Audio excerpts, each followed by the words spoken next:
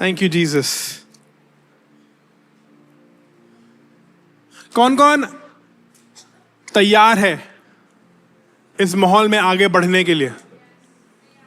तैयार हैं? जो लोग तैयार हैं वो मेरे साथ खड़े हो सकते हैं और मेरे पीछे दोहरा सकते हैं।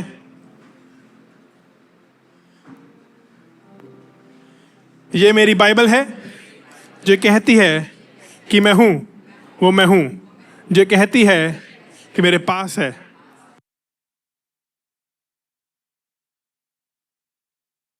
वो मैं कर सकता हूं। आज मैं परमेश्वर के वचन से सिखाया जाऊंगा। मैं दृढ़ता से अंगीकार करता हूं। मेरा मस्तिष्क सावधान है, मेरा हृदय ग्रहण करने के लिए तैयार है। इसीलिए मैं जैसा हूं वैसा हरगिज नहीं रहूंगा। कभी नहीं, कभी नहीं, कभी नहीं। मैं परमेश्वर के अविनाशी, सदैव स्थिर, सदैव जीवित बीज को ग्रहण करने जा रहा हूं। इसीलिए मैं जैसा हूं वैसा हरगिज नहीं रहूंगा। कभी नहीं, कभी नहीं, कभी नहीं। आमीन। अपने स्थान पे बैठ सकते हैं। Kindly be seated. मैं आज रिक्वेस्ट करूंगा कि 2 बाइबल रीडर्स हों, मेरी वाइफ और पास्टर पवन, क्योंकि वर्सेस काफ़ी हैं जिसके थ्रू हमें जाना है। और आज का जो शीर्षक है वो है ओवरकमिंग ऑफेंसेस। ऑफेंसेस में मुझे और आपको भिन्न भिन्न प्रकार की भावनाओं से गुजरना होता है। आपके साथ किसी ने गलत किया हो, कैसी कैसी भावनाएं आती हैं मन में, उससे हम उभर कैसे पाएं। और कई बार हम लोग किसी के लिए ठोकर का बाइस बनते हैं। There are many times that we can get offended and there are times that we can offend someone else. ऐसे बहुत से समय होते हैं जिसमें कि हम दूसरों के लिए ठोकर का कारण बनते हैं, या कभी ऐसा होता है कि हमें ठोकर लगती है। ऐसे समयों में मुझे और आपको क्या करना चाहिए?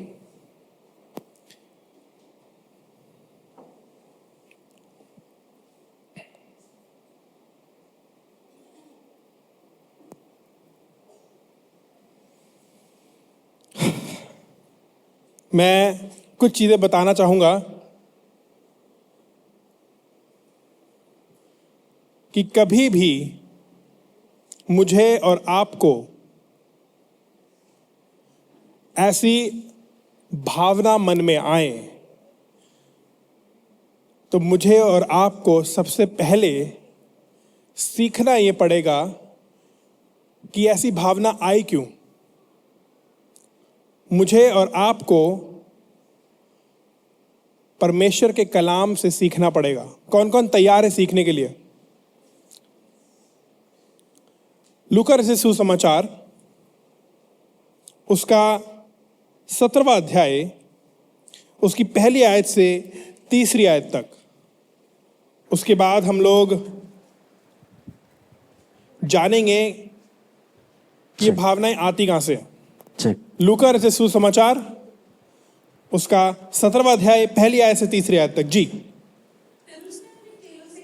फिर उसने अपने चेलों से कहा, हो नहीं सकता है, हो नहीं सकता, हो नहीं सकता कि ठोकरे ना लगे। ओ, मैं तो चर्च में आता हूं, मेरे साथ ऐसा कैसे हो सकता है?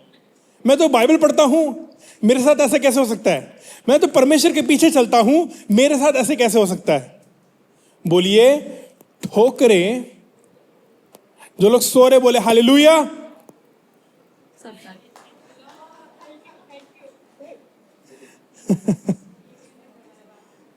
बोलिए ठोकरें आएंगी। क्या आएंगी? ठोकरें। कौन कौन ये मानता है कि यीशु मसीह सच बोलते हैं? जो यीशु मसीह ने बोला वो सच है? Okay, great. वापस से जी। फिर उसने अपने चेलों से कहा, फिर उसने अपने चेलों से कहा, हो नहीं सकता कि ठोकरें ना लगे, हो नहीं सकता कि ठोकरें ना लगे, परंतु हाय उस परंतु मनुष्य पर, हाय परंतु हाय हाय उस पर, उस मनुष्य पर उस मनुष्य पर जिसके कारण वे आती हैं। जिसके कारण वे आती हैं। यहां पर एलिजिबिलिटी क्राइटेरिया वो ये है, हाय उस पर है जिसकी वजह से ठोकर लग रही है। आगे, जो इन छोटों में से किसी एक को ठोकर खिलाता है, इन छोटों में से एक को ठोकर खिलाता है, उसके लिए यह भला होता उसके लिए भला होगा कि चक्की का पाट उसके चक्की का गले में लटकाया जाता लटकाया जाए और वह समुद्र में डाल दिया जाता, और वह समुद्र में डाल दिया जाता। ओ,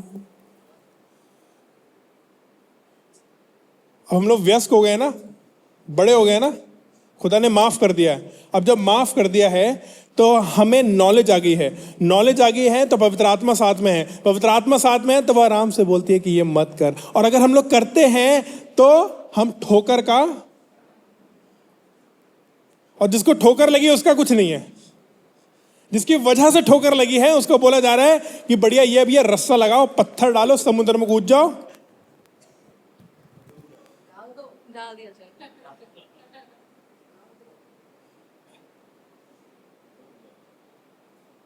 हैप्पी बर्थडे।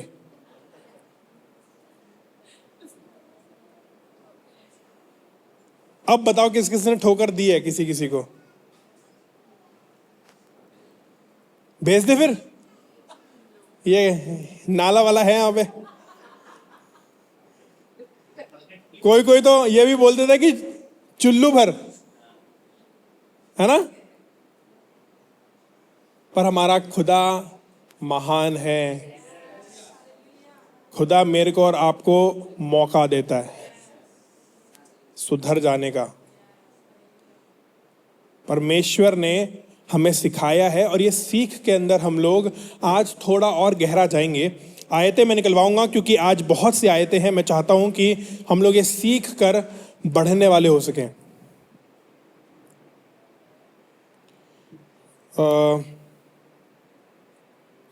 नीति वचन उसका 13वां अध्याय और उसकी 10वीं आयत, तीसरी अभी बाकी है ना मेरे ख्याल से, पढ़ना प्लीज।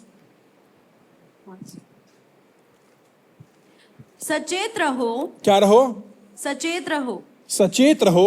यदि तेरा भाई अपराध करे, यदि तेरा भाई अपराध करे तो उसे समझा, तो उसे, और यदि तो अगर आपके पास कोई आता है समझाने के लिए तो उसका बुरा ना माने। क्या ना माने? भैया ये जो आपने बोला या कहा सुनी हो गई, माफ कर दीजिए, आगे बढ़ जाइए। अरे आपको क्या पता क्या हुआ था, मैं आपको बता दूं क्या हुआ था, ये ऐसे हो गया था। नहीं नहीं नहीं, that time you need to listen. उस समय आपके पास अगर कोई परमेश्वर का कलाम लेकर आ रहा है, परमेश्वर का जन आपके पास आ रहा है और आपके वजह से किसी को ठोकर मिली है, आपको वो समझाने आ रहा है, उस समय आपको सुनने की जरूरत है ताकि आप शिक्षा हासिल कर कर परमेश्वर के राज्य में वापस जुड़ने वाले हो सके, ना कि आपके गले में पत्थर डालकर लटकाकर समुद्र में डाल दिया जाए। उससे तो अच्छा ही है ना। पढ़िएगा तीसरी आयत। और यदि पछताए, यदि, तो उसे क्षमा कर। क्या कर? किस किस को ऐसा जान पड़ा है कि उनसे गलती हुई और उसके बाद उनको पछतावा हुआ?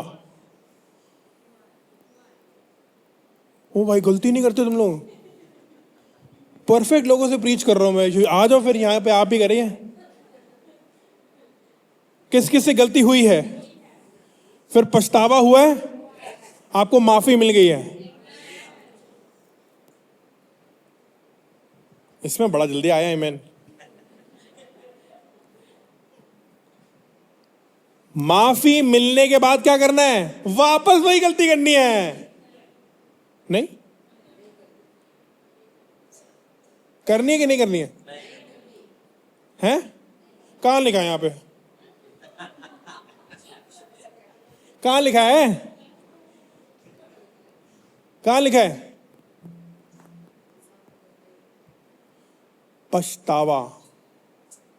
जो पछतावा होता है उसकी जो अनुभूति होती है, इसी से मालूम चलती है कि आप अपने चरित्र के अंदर एक प्रभावशाली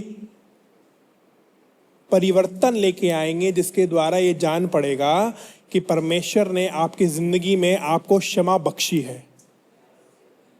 हालेलुया। ज्यादा हिंदी तो नहीं हो गई? समझ में आया? आपकी भक्ति के अंदर कमी आ जाती है, आपकी स्पिरिचुअल लाइफ में कमी आ जाती है, आपको कुछ अच्छा नहीं लगता है, आप सुन्न पड़ जाते हैं, आप अपने आप को माफ नहीं कर पाते हैं, दूसरों को माफ नहीं कर पाते हैं, कड़वे हो जाते हैं और हम एक ठोकर में रह जाते हैं। किस किस को ये आयत याद है? बड़े ध्यान से सुनिएगा। उससे पहले कि मैं आगे की आयत पढ़वाऊं, मैं कुछ देर इस पर गौर करना चाहता हूं। वो ये है कि एक जगह और लिखा है, हाय उस पर जो ठोकर खाकर गिरे और उसका उठाने वाला। पता, पहले लोग आते हैं, पहले लोग आते हैं, बोलते बेटा उठ जाओ, कोई बात नहीं, हटे यहां से। तुम्हें नहीं पता मेरे साथ क्या हुआ था? अरे बेटा कोई बात नहीं। अरे नहीं, मेरे को नहीं पता।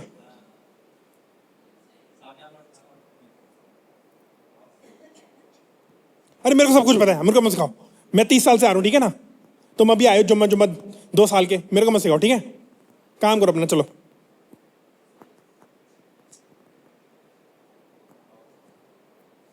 अबे अगर छोटा बच्चा भी बोल रहा है भैया आग लगी हुई है मत कूद उसमें, पागल आदमी। तू 30 साल का और वहीं पे खड़ा हुआ है, नहीं मेरे को पता, सब पता है। अबे कुछ देर में जल के खत्म हो जाएगा, चाहे वो 2 साल का हो, 30 साल का हो। बोल तो सही रहा है कि अंकिल जल जाओगे, बाहर आ जाओ।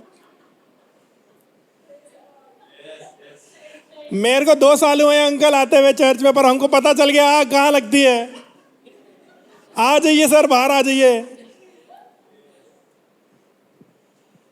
वो आयत में पता क्या लिखा है? वो ये लिखा है कि हाय उस पर जो ठोकर खाकर गिर जाए, उसको उठाने वाला कोई ना हो।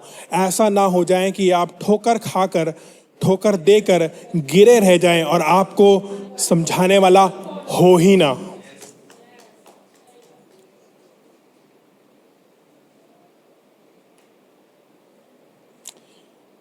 हाल फिलहाल में, मेरे पास समय कम है तो मैं आगे बढ़ना चाहूंगा। नीति वचन उसका 13वां अध्याय उसकी 10वीं आयत। झगड़े रगड़े केवल अहंकार ही से होते हैं।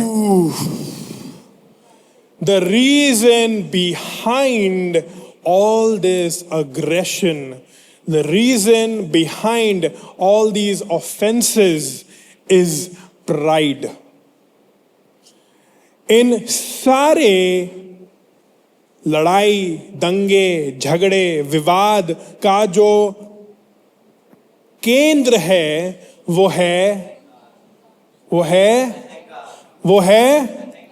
बोलिए अहंकार, बोलिए अहंकार, बोलिए अहंकार। पढ़िएगा। झगड़े रगड़े केवल अहंकार ही से होते हैं। किससे होते हैं?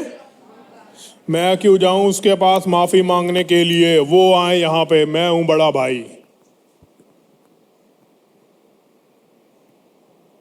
यीशु में जो सबका बड़ा भाई है, उसने सबकी माफी मांग ली, सबके पाप साफ हो गए। Problem is our own self ego, our egoistic attitude, our selfish motives, our self-obsession of being one up। हम किसी भी परिस्थिति में दूसरों के ऊपर दिखाई दें, हम नहीं झुक सकते। इन्हीं वजहों से लोग कोर्ट जाते हैं। इन्हीं वजहों से लोग बात नहीं कर पाते, इन्हीं वजहों से लोगों के घर खानदान तहस नहस हो गए, इन्हीं वजहों से अपने जबान को लगाम ना लगाने की वजह से, अपने अहंकार की वजह से सब कुछ उनकी जिंदगी में तब्दील हो गया, बदल गया, खराब हो गया, मकसद से दूर हो गए, ठोकर खा गए, ठोकर खाकर गिर गए, और उनके पास कोई जो समझाने भी गया वो वहां ही धुतकार दिया गया और वो उस ठोकर की जगह में ही पड़े रह गए। जो बहुत अच्छे दौड़ने वाले होते हैं, अगर गिर जाएं और गिरे रहें, क्या वो जीत सकते हैं या दौड़ में पार्टिसिपेट कर सकते हैं? जीतने की तो बात छोड़ दीजिए, बताइए। आप बहुत अच्छे विश्वासी हो सकते हैं, बहुत अच्छे बाइबल रीडर हो सकते हैं, बहुत अच्छे प्रेजेंट वर्शिप लीडर हो सकते हैं, बहुत अच्छे म्यूजिशियन हो सकते हैं, पर अगर ठोकर खाकर आप एक जगह बैठ गए हैं तो आप अपने जिंदगी के मसीही दौड़ में आगे नहीं बढ़ रहे हैं, आप वहीं ठहर गए हैं। और वो ठहरना आपके लिए मुसीबत का कारण बन जाता है, क्योंकि अगर आप ज्यादा देर ठहर गए, और जो लोग दौड़ते चले जा रहे हैं, अरे इनको तो 2 साल हुआ है, इनके बाद अपना घर हो गया, इनको तो 1 साल ही हुआ है, इनके बाद अपना मकान हो गया, इनके बाद अपनी खुद की गाड़ी हो गई, बैंक बैलेंस हो गया, इनको तो क्या बोलते खुदा ने बहुत ब्लेस कर दिया, इनके बाल बच्चों को सेटल कर दिया, इनकी तो क्या बोलते हमेशा खुशी रहती है इनकी शक्ल पर, मेरे 12 बजे रहते हैं, मेरे तो मुसीबत है, मेरी तो परेशानी है।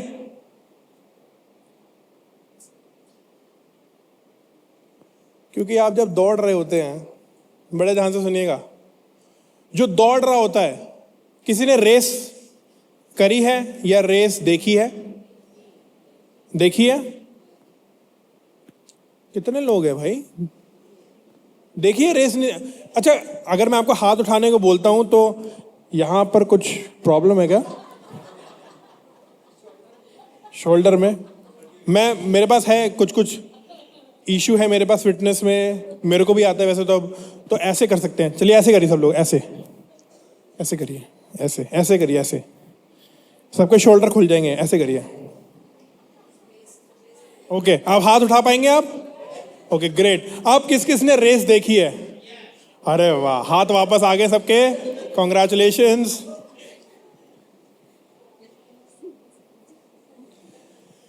रेस में दौड़ते समय क्या जो रेस कर रहा है अपने प्रतिनिधि को देख रहा होता है या अपने लक्ष्य को देख रहा होता है? हैं? कौन कौन बोलता है लक्ष्य को? फिर से करवाऊं एक्सरसाइज? हाँ, क्या देख रहा होता है? लक्ष्य को देख रहा होता है। जो गिर जाता है ना, वो ये देख रहा होता है कौन मेरे आगे चला गया। सबसे पहली चीज आपसे जो आपके आंखों के सामने से ओझल होती है, that is the destination, that is the victory, the participation, the competition. वो रेस, वो दौड़ आपके सामने से उसका लक्ष्य ओझल हो जाता है, और ओझल होने के वजह से आप आस पास देख रहे होते हैं। एक एग्जाम्पल है, मैं थोड़ा सा आपको समझाने के लिए मेरे को करना पड़ता है सब कुछ। इस बार पक्का नहीं थूकूंगा, आप टेंशन मत लीजिए। ओके, एग्जाम्पल ये है कि एक लेडी आई, वो बोलने लगी पास्टर को, पास्टर यहाँ पे चर्च में देखो वो कैसे कपड़े पहन के आती है, वो देखो यहाँ पे बड़ी बदतमीजी होती है, वो लड़के बड़े गाली गलौज करते हैं, वो जो वहाँ पे एक लेडी आती हैं वही प्रचार कर रही होती है हमेशा, और वो जो क्या बोलते हैं वो सर जो आते हैं वो क्या बोलते हैं, वही क्या बोलते हैं पाठ पढ़ाएंगे बाइबल का, और वही विजिट करने जाते हैं, और ये देखिए सब कुछ खराब हो गया यहाँ पे। मैं तो चर्च छोड़ के जा रही हूं। पास्टर ने बोला,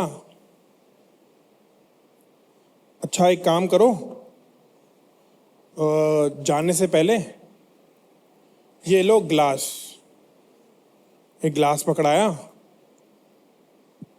और बोला अभी चर्च खत्म हुआ है, आसपास लोग मिल रहे हैं, एक काम करो इनके बीच से जाओ और एक भी बूंद गिरनी नहीं चाहिए, जाओ एंड तक और वापस आओ। वो गई और वापस आई, बोलती देखिए मैंने कोई भी बूंद नहीं गिराया, अब मैं जा रही हूं। बोलते हैं आपको दिखा एक व्यक्ति ने वहां पे, जो वहां पे खड़ा हुआ था, वो अपना मोबाइल गिरा दिया उसने। वो एक वहां पे एक व्यक्ति था, वो कूद रहा था चेयर के ऊपर से। वो जो वहां पे एक आंटी थी, उनके ऊपर चाय गिर गई। बोलते है ये कब हुआ? बोलते जब आप वहां पे जा रही थी तब हुआ था ये। बोलते मेरे को तो नहीं समझ दिखा मेरे को। बोलते क्योंकि आपका फोकस सही जगह पे था जो आपको बोला गया था।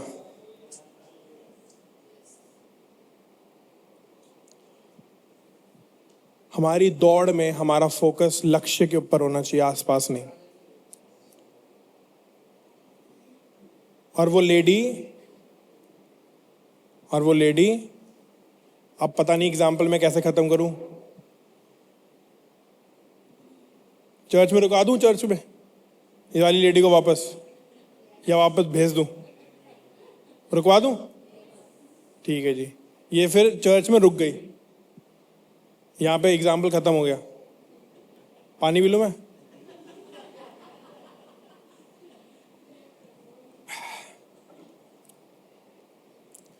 अहंकार आपको ले डूबेगा। पढ़िएगा 10वीं आयत फटाफट। परंतु जो लोग सम्मति मानते हैं उनके पास बुद्धि रहती है। क्या रहती है? बुद्धि रहती है। बुद्धि रहती है। सम्मति क्या होती है? हैं? सलाह मशवरा, बातचीत करना, उससे आपके जिंदगी में बेटर डिसीजंस आते हैं। आयतें पढ़ेंगे हम लोग कुछ जिसके द्वारा हम लोग को आशीष मिलेगी। नीति वचन उसका 16वां अध्याय 18वीं आयत। नीति वचन 16वां अध्याय उसकी 18वीं आयत। विश्वास से पहले गर्व और ठोकर खाने से पहले किससे घमंड पहले? आता है। विनाश से पहले गर्व विनाश से पहले गर्व और पढ़ो और ठोकर खाने से पहले घमंड आता है। और ठोकर खाने से पहले घमंड आता है। घमंड आता है। हालेलुया। अब इसकी नीति वचन 29वां अध्याय 23वीं आयत। नीति वचन 29वां अध्याय 23वीं आयत। मनुष्य को गर्व के कारण मनुष्य को गर्व के कारण नीचा देखना पड़ता है। मनुष्य को गर्व के कारण नीचा देखना पड़ता है। परंतु नम्र आत्मा वाला महिमा का अधिकारी होता है। महिमा का अधिकारी होता है। हालेलुया। कौन कौन ये समझ गया है कि ठोकरें लगना बंद नहीं होंगी, पर हम ठोकर देना बंद कर सकते हैं।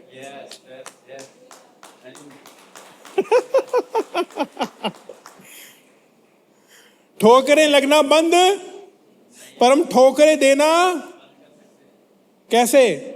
अहंकार ना करके। समझ में आ गया? आगे बढ़े। Okay great. कुछ हम लोग चिन्ह जानेंगे जिसके द्वारा हम लोग को आशीष मिलेगी। जब ऐसा होता है कि हमें ठेस लगी जाती है, हमें ठोकर लगी जाती है, उस समय करना क्या है? उस समय हमारा रिस्पॉन्स क्या है? अब यार कंट्रोल करने को बोल दिया, अंदर ही अंदर कड़वे होते जा रहे हैं। बताओ यार, एंकर फेथ इंडिया गए थे, वो पास्टर ने बोला यार ठोकर खाना बंद नहीं होगी और ठोकर देना बंद करना है। यार ठोकर लगी मेरे को यार, अब मैं क्या करूं? अब क्या करूं? अंदर ही अंदर कड़वे होते जा रहे हैं। अभी नहीं बताऊंगा, चलो कोई बात नहीं। 2 हफ्ते हो गए, 3 हफ्ते हो गए, 4 हफ्ते हो गए, क्या करूं? दिमाग खराब होने लगता है। मुझे तो ठोकर लग गई है, गुस्सा आता है उसको देखने के बाद ना। Praise the Lord.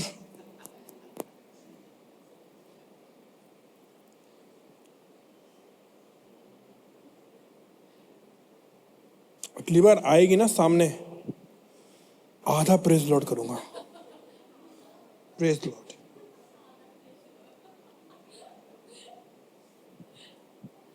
लोगों को वेंट आउट करना जरूरी हो जाता है कभी कभी। कोई कोई ऐसा देखा है आपके पास आता है, जो लोग को टाइम हो गया आपके पास आते हैं, कोई लोग वेंट आउट करते हैं अपनी फ्रस्ट्रेशन को। भैया ये हो गया था मेरे साथ, ये हो गया था मेरे साथ, ये हो गया था, अब अच्छा लग रहा है। थैंक यू भैया, आपने मेरे को सुन लिया। आपने कुछ नहीं किया है, आपने सिर्फ सुना है।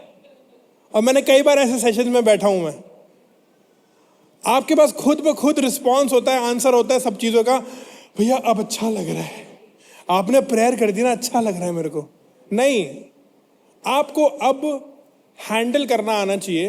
You need to mature yourself, because the offenses will not stop. You need to cater to offenses by your maturity, by your approach, by your response. अब वो वाला काम नहीं चलेगा कि मैं और आप अपने अंदर करवाहट लेके घूम रहे हैं, पर अपने व्यस्तता से, अपने मानसिक संतुलन से, अपने स्पिरिचुअल मैच्योरिटी से, अपनी आत्मिक व्यस्तता से उस अनुभव को हमें बेहतर बनाना है। और this is amazing.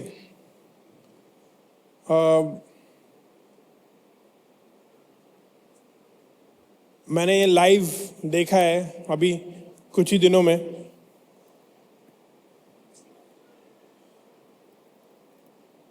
Forgive and forget होता हुआ, दिस इज अमेजिंग।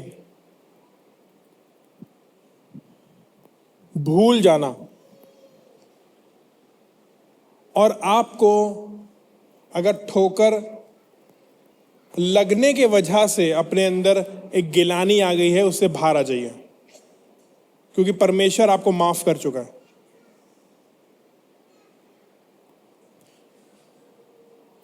करना क्या है? एक आयत निकालिएगा जो कि आपको मिलेगी, पहला करंथियों उसका 13वां अध्याय। 1 करंथियंस, पहला करंथियों उसका 13वां अध्याय और उसकी 5वीं आयत।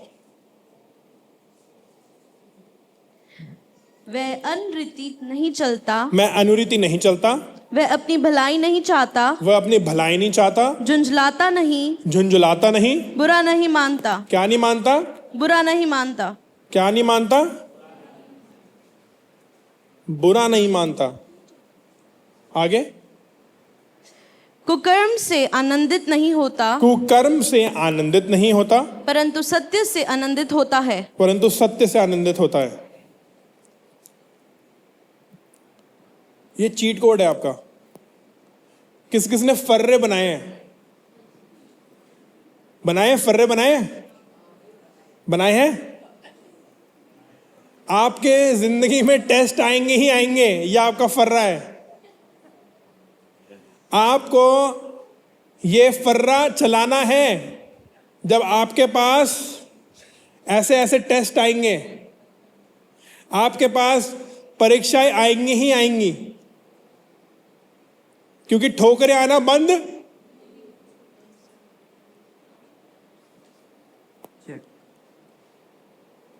अब ठोकर खाना आपके ऊपर है। आप उसको रिस्पॉन्ड कैसे करते हो? मैंने कुछ चीजें लिखी है। जब हम लोग ऑफेंड हो जाते हैं, हम लोग को क्या क्या अनुभव होते हैं? Feeling left out, feeling taken for granted, someone else gets to do something they want to do, but you don't get to. Someone else gets recognition for doing something that they had done in the past without accolade. Someone fails to come through on something promised. They are asked to do something they feel is beneath them. कई बार ऐसे काम जो हमको लगते हैं कि हमारे नीचे हैं। पास साहब कोई काम हो तो बताना, हाँ जी सर झाड़ू लगा दी प्लीज। झाड़ू वाड़ू नहीं भैया, प्रीच व्रीच करना हो तो बताना। गिटार बजाना है तो बता दिएगा, गिटार है बहुत बढ़िया हमारे पास। वो चेयरें लगा देते, चेयर पे बैठ जाएंगे सामने वाली।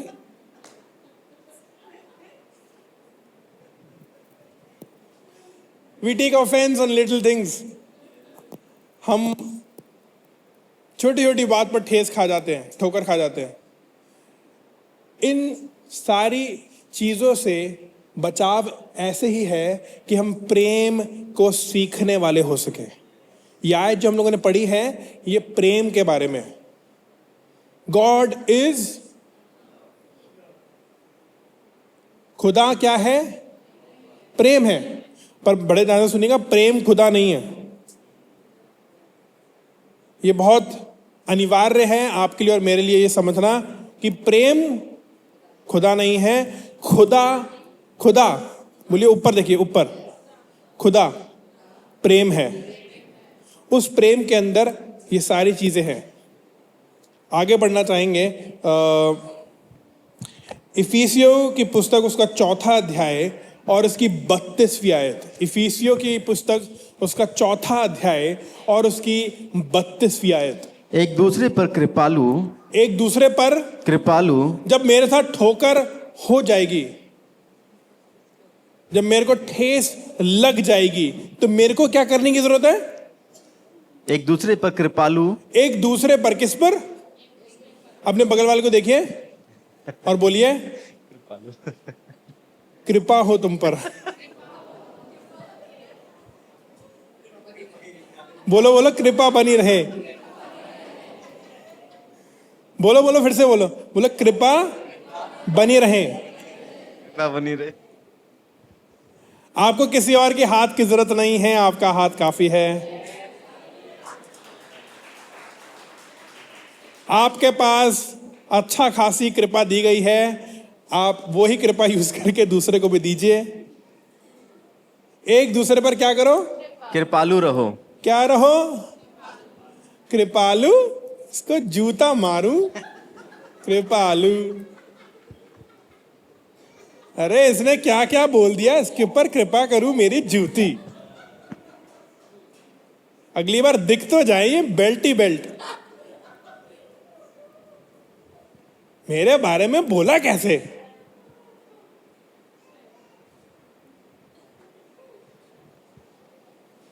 एक दूसरे पर कृपालु और करुणामय हो। क्या हो? करुणामय हो। करुणामय। पहले तो कृपालु, फिर करुणामय, और क्या? और जैसे परमेश्वर ने मसीह में तुम्हारे अपराध क्षमा किए, अच्छा, वैसे ही तुम भी एक दूसरे के अपराध क्षमा करो। क्या करो? हमको कल बताया गया कि हमको प्रभु यीशु मसीह जैसा बनना है। ये उसका सिलेबस है माय डियर। यीशु मसीह के जैसा बनना ही हमारा गोल है। उस दौड़ में हमको दौड़ना है, हमको ठोकर खाकर वहां पे बैठे नहीं रहना है। और अगर ठोकर लग जाए तो ये फर्रे इस्तेमाल करने हैं हमें। कृपालु, दयालु, और क्या लिखा है? माफ कर दो, करुणामय बन जाओ। और वैसे माफ करो कि जैसे प्रभु यीशु मसीह ने तुम्हारे माफ करे। क्योंकि यीशु मसीह माफ करने के बाद आता है आपके पास और बोलता है, हाँ भाई 29 दिसंबर को क्या बोल रहे थे कि लिटिल लिटिल नहीं करोगे, अब तो लॉर्ड्स लॉर्ड्स पे आ गए तुम। हाँ क्या बात है। ये करता है यीशु मसीह, सारे आपको याद दिलाता है, सारे पाप आपके दिलाता है याद। आप भी मत दिलाओ। वो टाइम याद है जब तुम गरीब थे, मैंने पैसे दिए थे तुम्हें? हाँ याद है, 50 रुपए दिए थे मैंने। अगर 50 रुपए नहीं देता तुम्हारी जिंदगी बर्बाद हो जाती। अरे बेटा वो भी क्या दिन थे, 1901 में थे हम, वहां पे 50 रुपए दिए थे मैंने तेरे बाप को, उसी के वजह से है तुम्हारे पास ये सब कुछ। अंकल अब मर जाओ, हो गया टाइम। आपके 50 रुपए का बहुत बहुत धन्यवाद, पर मेरा खुदा आपके 50 से बहुत बड़ा है। आप होते ना होते दूसरा दे देता मेरे को 550। 1901 ज्यादा बोल देना, मैंने सारे कैलकुलेशन कर रहे हैं। मर गया होगा अब तक, मर जाने दो। बोलने का तात्पर्य ये है कि अगर आपने किसी की मदद करी है, माफ किया है, मत गिनाओ। जैसे आपको नहीं गिनाया जाता, रोज जैसे वो उठते हो, प्रभु यीशु मसीह एक एंजल भेजते ना आपके पास, हाँ भाई झूठे आदमी गुड मॉर्निंग, याद है उस दिन झूठ बोला था, गुड मॉर्निंग झूठे, ऐसे बोलता ना यीशु मसीह। यीशु मसीह बोलता है हाँ भाई धोखेबाज आदमी।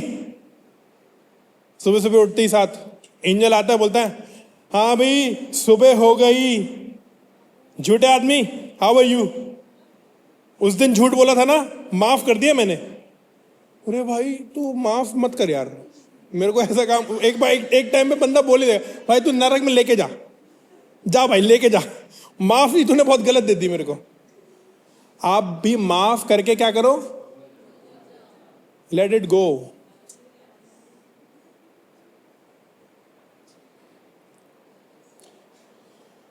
मेरे पास टाइम कम है। कुलूसियों उसका 3रा अध्याय 12वीं आयत से 13वीं आयत तक हम लोग पढ़ेंगे। कुलूसियों उसका 3रा अध्याय 12वीं आयत से 13वीं आयत तक।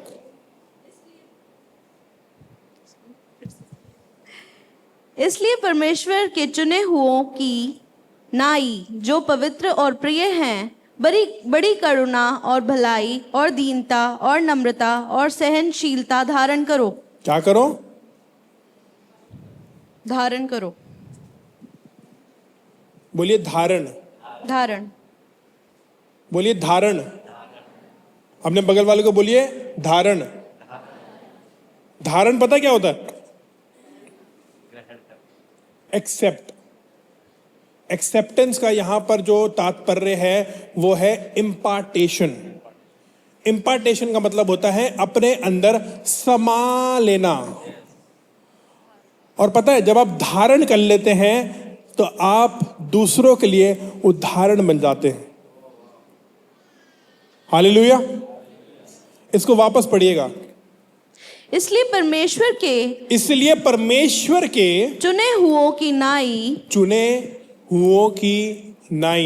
जो पवित्र जो और प्रिय पवित्र हैं, और प्रिय हैं। क्या है?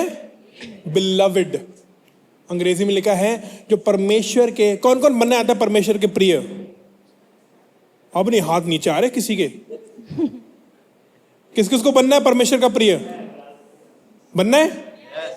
These are a few things that you should remember कि आपके अंदर ये क्वालिटीज हों। और वो क्वालिटीज हैं बड़ी करुणा। ओहो करुणा, नहीं नहीं नहीं नहीं नहीं, क्या? बड़ी करुणा। क्या? बोलिए बड़ी करुणा। आगे। और भलाई। और भलाई। और दीनता।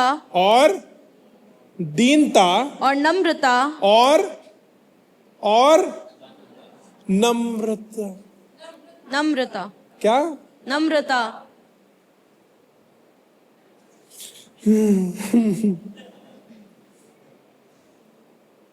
माफ कर रहे हैं आपको, ठीक? सॉरी बोल दीजिए। अगला बंदा सॉरी मांगे ना मांगे माफ कर दो। आजकल लोग वेट ही कर रहे हैं, वो माफी मांगेगा तो माफ करूंगा, वो भी अगला बंदा भी बोल रहा है मैं भी माफी में नहीं मांगूंगा। तो ये चल रहा है। अपनी तरफ से माफ कर दिए, रिलीज। बोलिए माफ कर दिया। माफ कर दिया। जा माफ कर दिया, माफ कर दिया। नम्रता। आगे। और सहनशीलता और क्या धारण करो। छीलता? सहनशीलता। अरे मैं इसको छीलता। सहनशीलता। Check check check. सहन क्या बोलते हैं? सहन को, सहन को क्या होता है? आओ भैया, करना पड़ेगा कुछ। मैं आपके ऊपर अपना भार डालूंगा, देखना कैसे, ठीक है? सुनना सुनना। अब आपको ऐसे पीठ ऐसे ऐसे करना, झुको, हाँ ऐसे रहना, ठीक है? अब बेचारे सह रहे हैं। सहने के लिए क्या करना पड़ता है? क्या करना पड़ता है? बोलिए सहनशीलता। अब यहां पे इस पोजीशन में ना काफी लोग गाली दे रहे होते हैं, अबे यार ये बंदा कब उठेगा, मैं इसको मारूंगा जब ये उठेगा, बहुत ज्यादा भार है इसका यार, इसके मैं इतना मारूंगा ना जब मेरे को मौका मिलेगा। हो गया भैया?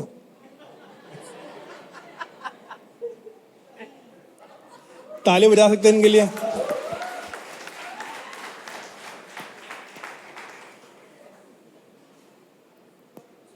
आपका बनता नहीं है। आपको कोई थप्पड़ मार जाएगा, आपको कोई गाली दे जाएगा, आपकी कोई गाड़ी ठोक जाएगा, आपकी कोई स्कूटी लेके जाएगा, जला देगा, गिरा देगा, मरा देगा, चोरी करा देगा, आपका तहस नहस कर देगा। आपको क्या करना है? क्या करना है? सहन।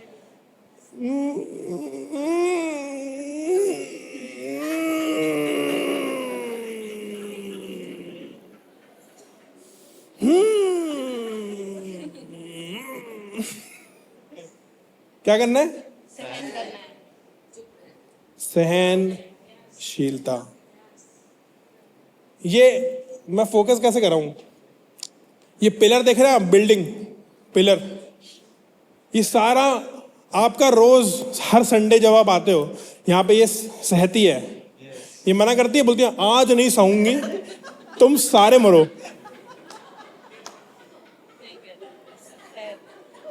आज मैंने बहुत सह लिया है। सहनशीलता पिलर है इन सारी चीजों का। कितने एग्जाम्पल देने पड़ते हैं आपको समझाने के लिए। सहनशीलता, शीलता का मतलब क्या होता है? शीलता नहीं, सहनशीलता। कई कई लोग सह लेते हैं पर शीरीनियत, एक वर्ड है शालीनता, उससे आया है ये शीलता, शीलता नहीं। कई कई लोग सहन तक तो ठीक है पर शीलता पे है, शीलता पे आना है। सहनशीलता। थैंक यू सो मच मेरा भार सहने के लिए। सहनशीलता। और यदि किसी को किसी पर दोष देने को, और किसी ना किसी के ऊपर अगर आपके पास दोष देने को कोई कारण हो तो एक दूसरे की सह लो। क्या लो? सह लो। अरे सह लो, सहला दूंगा गाल पे हाथ से।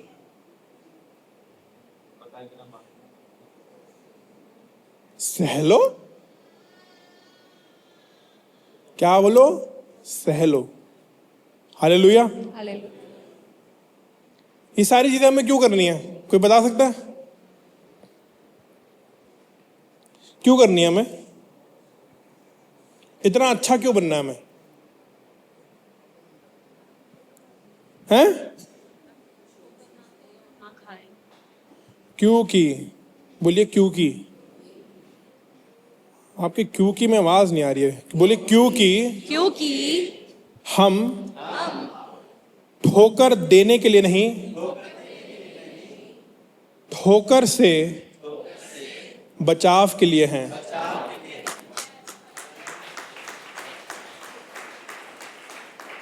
और सुनो, जो ठोकर दे भी रहा है और आप उसके प्रति कोई गलत व्यवहार नहीं कर रहे हैं, हो सकता है कि वो पश्चाताप करके माफी मांग के आपकी वजह से परमेश्वर के राज्य में आ जाए। Hallelujah, hallelujah.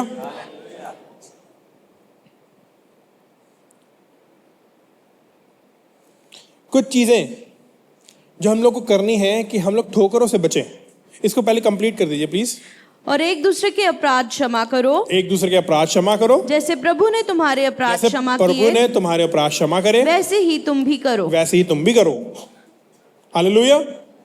हमें माफ करना है, आगे बढ़ना है, क्योंकि कई बार लोग, और मैं काफी बार एग्जांपल दे चुका हूं, बट ध्यान से सुनिएगा। अगर कई नए लोग आए हैं यहाँ पे, मेरे फादर साहब के पास, हम आपके सीनियर पास्टर के पास एक लेडी आई और उन्होंने बोला, ब्रदर आपका प्रचार मेरे को बड़ा अच्छा लगा और मैंने आज अपने भाई को माफ़ कर दिया है।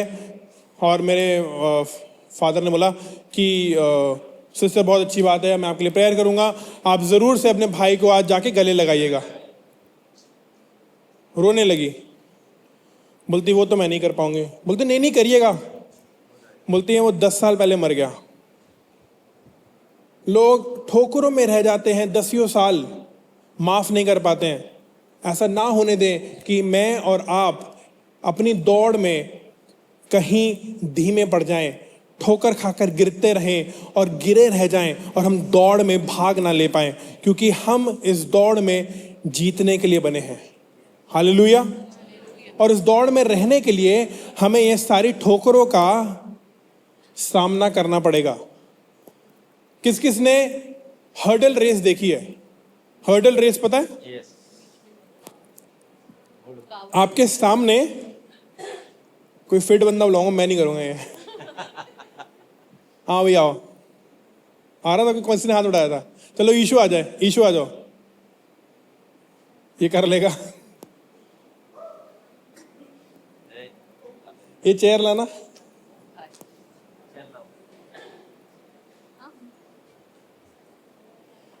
बस यहीं पर, यहीं रख दो। ईशु इसके ऊपर से कूद के आना है भागते हुए,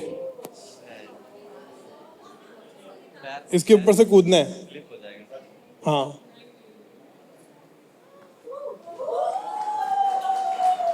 ऐसे ही आपको दूसरों की मिस्टेक्स पार कर लेनी है। कोई बात नहीं, माफ कर दिया, आगे बढ़ो। क्योंकि पता है यहां पर अगर रह गए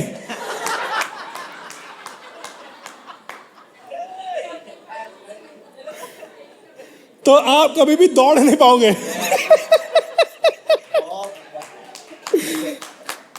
कई लोग यहीं पे बैठे हुए हैं। हाँ भाई,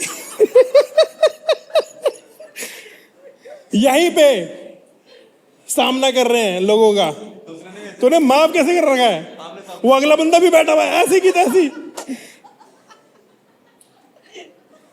ईशो बताओ कैसे पार करना है? आजा। हाँ, माफ करना है, फिर से ठोकर आई है। ऐसी पार करते करते ये चेयर भी ले जाओ। Thank you so much. ताली बजा सकते हैं इनके लिए।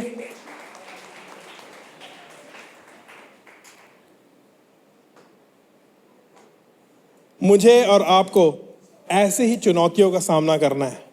माफ करते चलो। हालेलुया। ताकि हम दौड़ते रहें और हम एक मोशन में रहें, हम दौड़ते चले जाएं, लगातार दौड़ते चले जाएं, माफ करते जाएं, ठोकर का कारण ना बने। ठोकरें आए तो हम उसके ऊपर फांद कर चले जाएं, माफ करते रहें, क्योंकि परमेश्वर ने भी हमें ऐसे ही माफ किया। हालेलुया। एक और चीज आपके सामने बताना चाहता हूं। ये कुछ आयतें हैं जो बड़ी महत्वपूर्ण है इस शीर्षक के लिए। मैं चाहता हूं कि हम लोग इसको पढ़ें। याकूब उसका 3रा अध्याय, याकूब उसका 3रा अध्याय, जेम्स 3rd चैप्टर 13वीं आयत से 17वीं आयत तक, 13 to 17। तुम में ज्ञानवान और समझदार कौन है? तुम में ज्ञानवान और समझदार कौन है? तुम में ज्ञानवान और समझदार कौन कौन है? जो ऐसा हो ऐसा हो वह अपने कामों को अच्छे चाल चलन से, वो अपने कामों को अपने चाल चलन से उस नम्रता सहित प्रकट करे, उस नम्रता से प्रकट करे जो ज्ञान से उत्पन्न होती है, जो ज्ञान से उत्पन्न होती है। बस बस बस, बहुत ज्यादा ज्ञान हो गया भाई, है ना। कुछ देर मनन करते हैं इस पे। इस आयत को वापस पढ़िएगा, बड़े ध्यान से सुनिएगा कि ये लिखा क्या हुआ है। तुम में ज्ञानवान और समझदार तुम कौन में है? ज्ञानवान, ऐसे करिए, ऐसे ऐसे, जैसे वो कैसे ना अमिताभ बच्चन का हाय वैसे वाला। तुम में ज्ञानवान कौन है? आंसर ये है, पढ़िएगा, जो ऐसा हो वह अपने कामों को, वो अपने कामों को अच्छे चाल चलन से उस नम्रता सहित प्रकट करे, जो ज्ञान से उत्पन्न होती है। ज्ञान से नम्रता का क्या तात्पर्य है? कोई आपके सामने अगर कठोर दिल का है, आपके सामने दुरुपयोग कर रहा है भाषा का, आपको तरह तरह की बातें सुनाई जा रही हैं, उस समय आपको ज्ञान से, नम्रता से जवाब देना है। हालेलुया। ये वाला भी एग्जाम्पल दे देता हूं आपको, कई बार दिया है, सुन लीजिएगा। एक पास्टर को मैं जानता हूं, पास्टर आशीष दास। वो गाड़ी चला रहे थे और उनसे थोड़ा सी टच हो गई गाड़ी किसी की, तो बाहर निकल के आए, जिसकी गाड़ी थी वो बोलता, ब्रदर इन लॉ क्या किया ये तुमने? हिंदी में ब्रदर इन लॉ। तो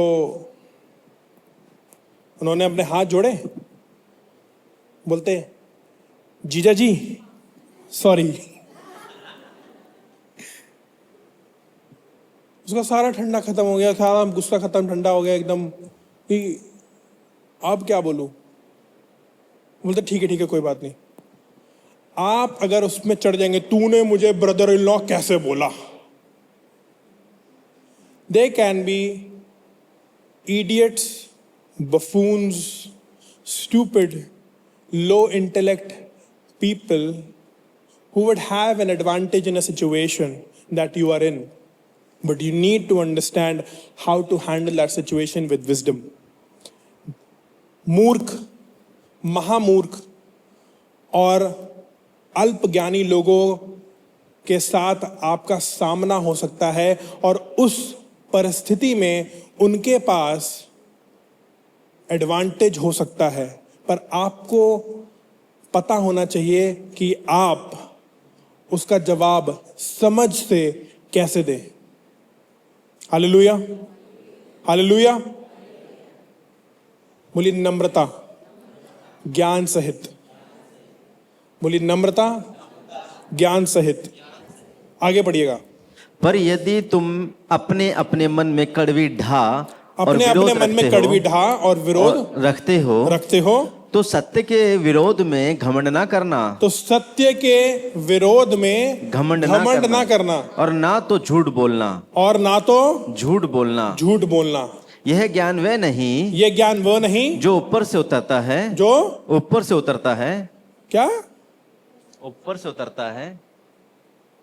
इसका मतलब ये खुदा बाप कॉमन सेंस बनाना चाह रहा है हमारे अंदर। ये कोई स्पेशल ज्ञान नहीं उतर के आ रहा है। आगे पढ़िएगा।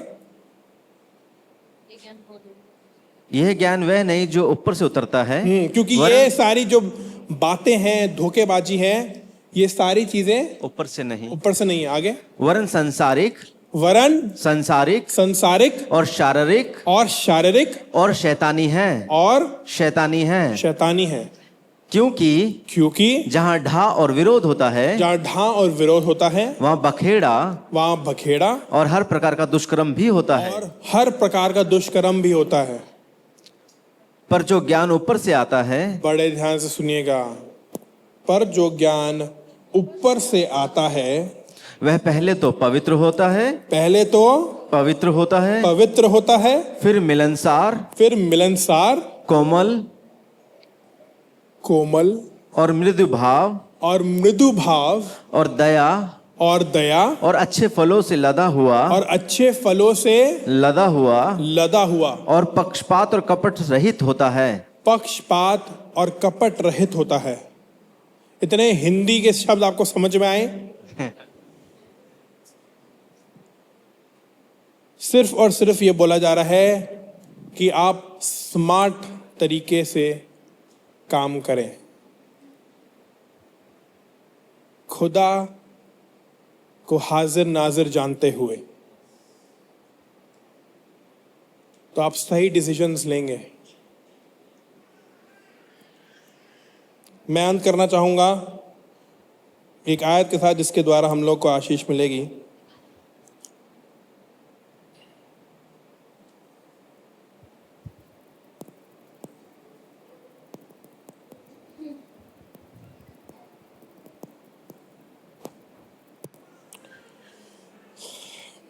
चलिए मैं पढ़वाऊंगा भी नहीं, I will just give you an example.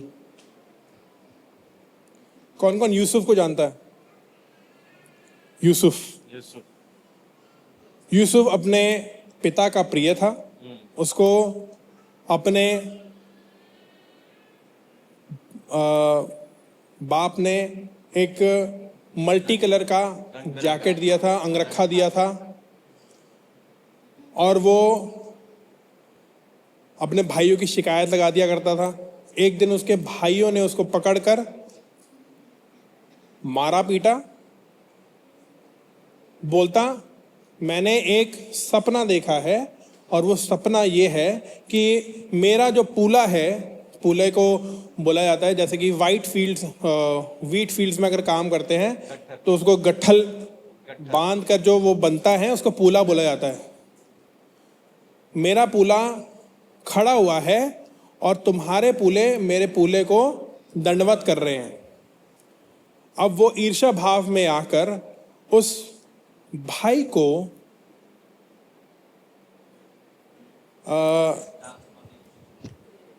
मार दिया, लहूलुहान कर दिया, अधमरा करके गड्ढे में डाल दिया।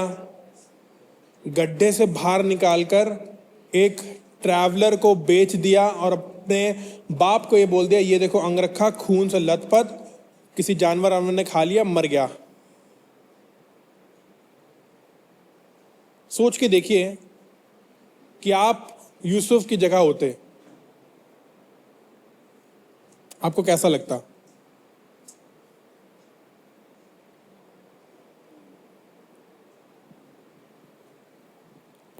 अच्छा लगता? मजा आता? नहीं ना? यूसुफ को बेच दिया गया। बेचने के बाद वो सेवक बना। सेवक बनने के बाद उसके पास एक अपॉर्चुनिटी आई।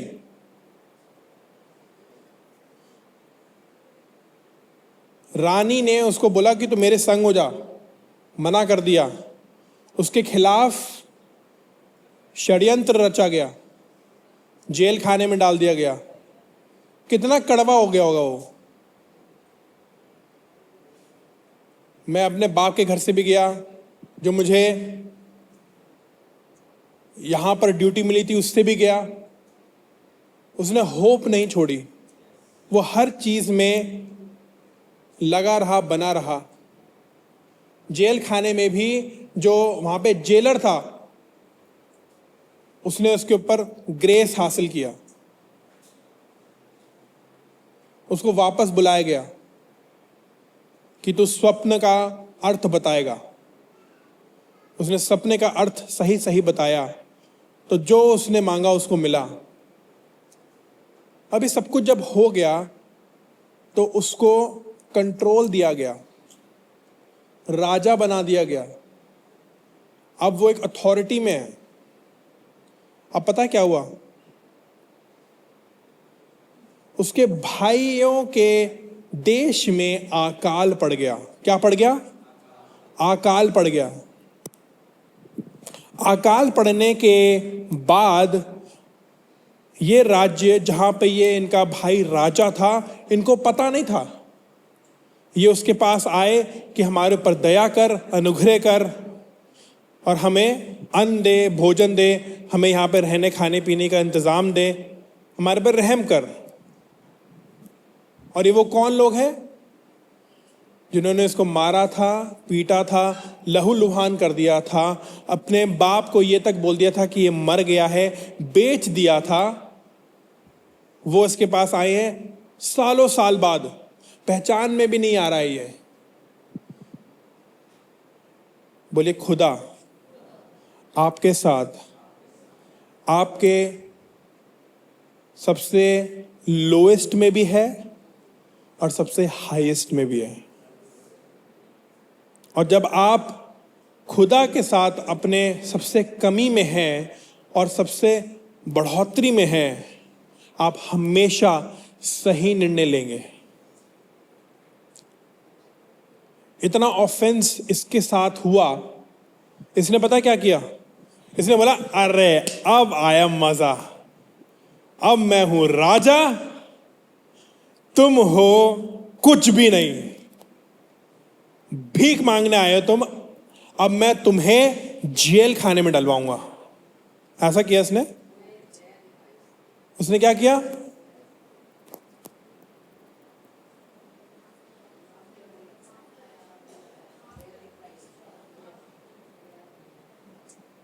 जो जो उन्होंने मांगा सब कुछ दे दिया।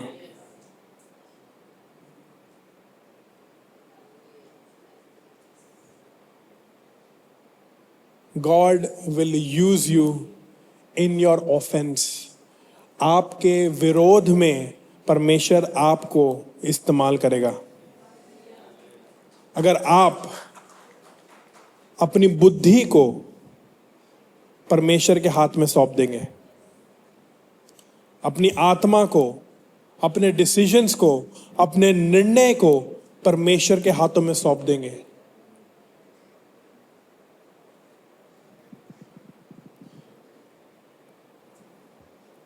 कौन कौन समझदार बनना चाहता है? मैं तो बनना चाहता हूं, क्योंकि ऐसे सिचुएशंस में समझ नहीं आता। क्योंकि कई बार मैंने सुना है और ये लोगों से मेरे को अनुभव हुआ है, भैया गुस्से गुस्से में हो गया, गलती से हो गया।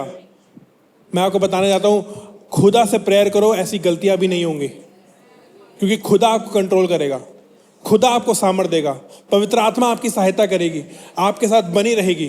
परमेश्वर आपके साथ है। परमेश्वर आपको बढ़ाना चाहता है, समझ में, बूझ में, शरीनियत में। और परमेश्वर आपके आत्मिक जीवन को इस्तेमाल करेगा कि आप समझदार, ज्ञानवान बन जाएं। हालेलुया।